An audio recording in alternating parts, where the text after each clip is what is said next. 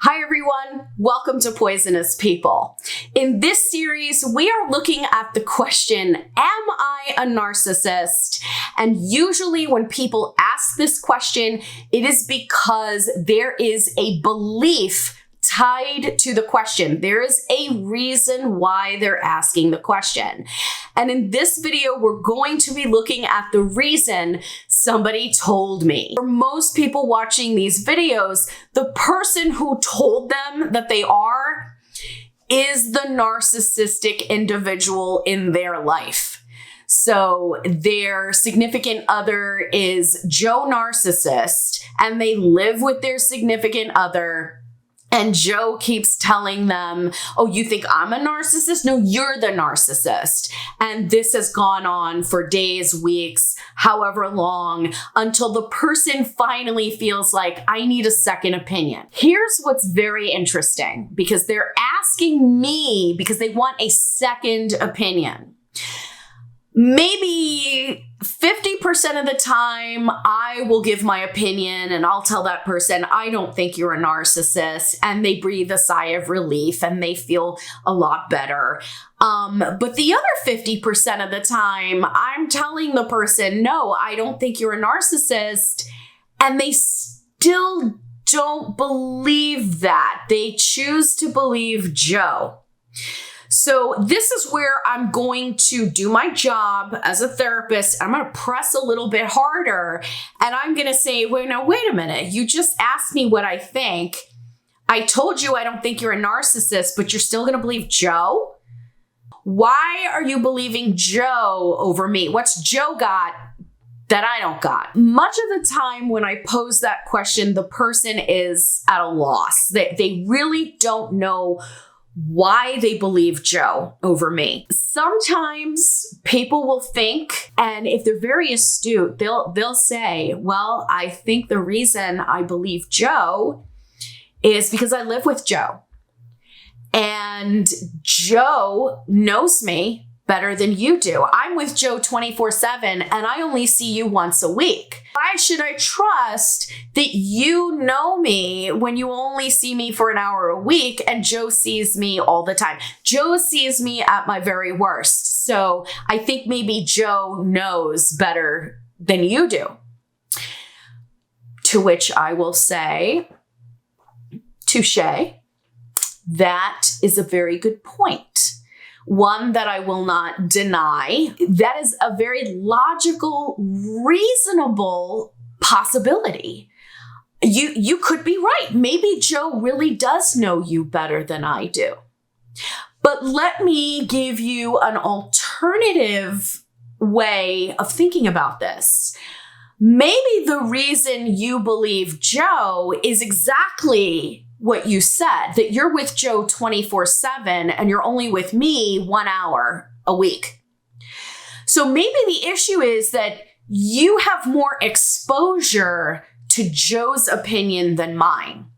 I know if I were living with somebody who kept saying to me 24/7, you're the narcissist, you're the narcissist, you're the narcissist, that is a type of programming.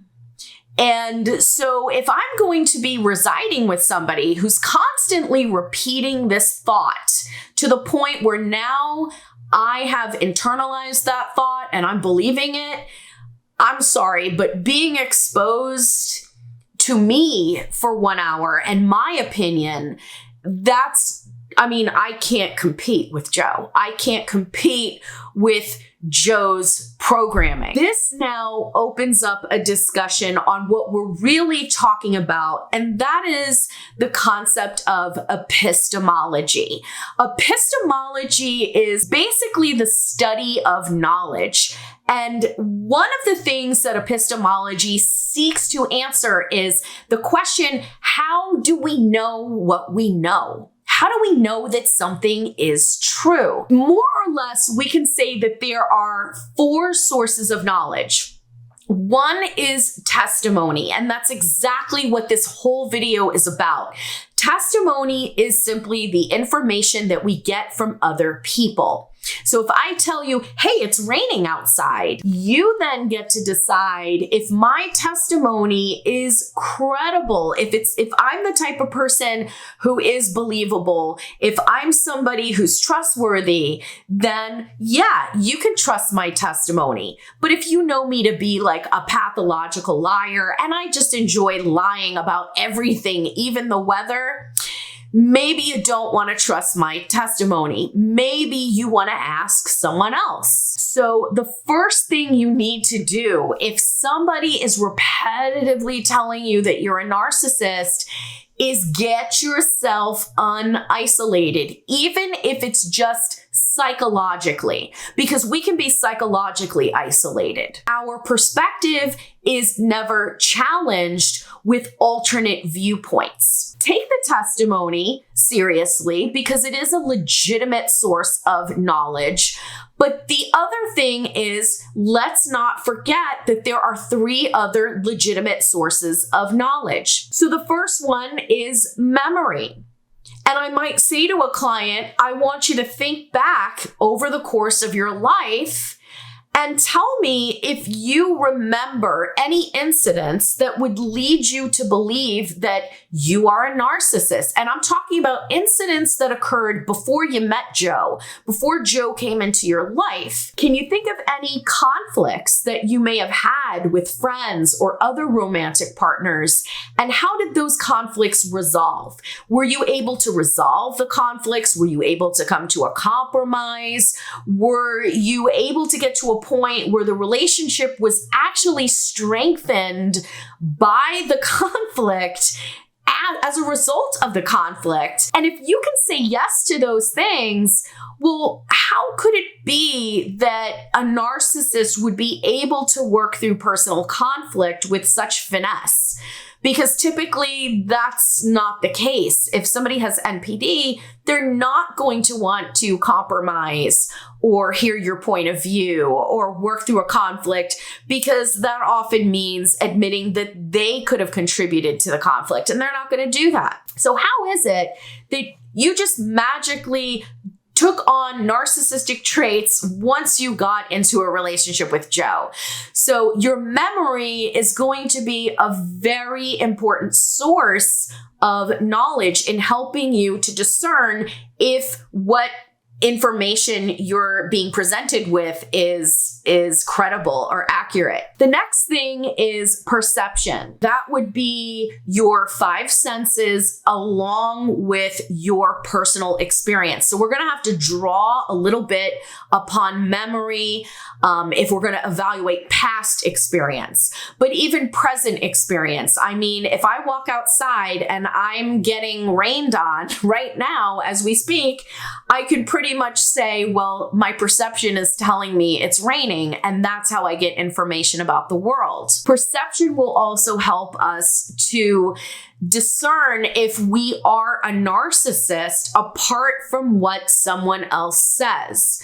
So we might do some research and see if our internal experiences match up with people who are self-aware narcissists. We might listen to the testimony of self-aware narcissists, and those narcissists don't know who we are, right? They're just telling their story, but we listen to their testimony and ask ourselves, have I experienced this myself? Is this something that feels familiar to me?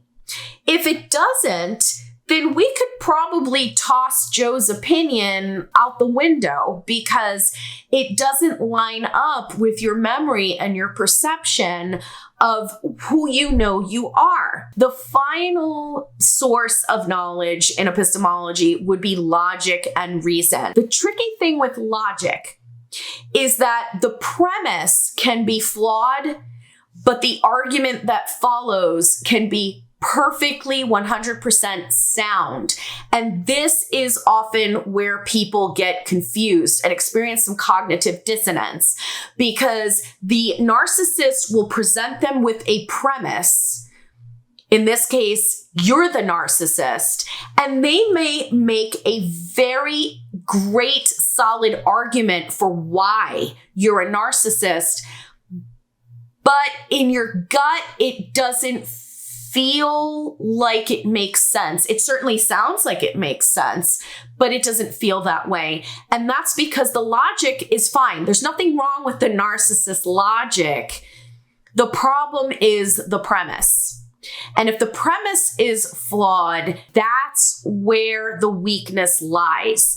So I would also encourage you to evaluate not just the testimony of the person telling you that you're a narcissist, but let's look at the actual premise. Why do they believe you're a narcissist? Remember, this series is, am I a narcissist because there's some reason you've been led to believe that? Why does the narcissist believe you're a narcissist? And when you dig down deep, you're going to find that they really don't have much of a leg to stand on.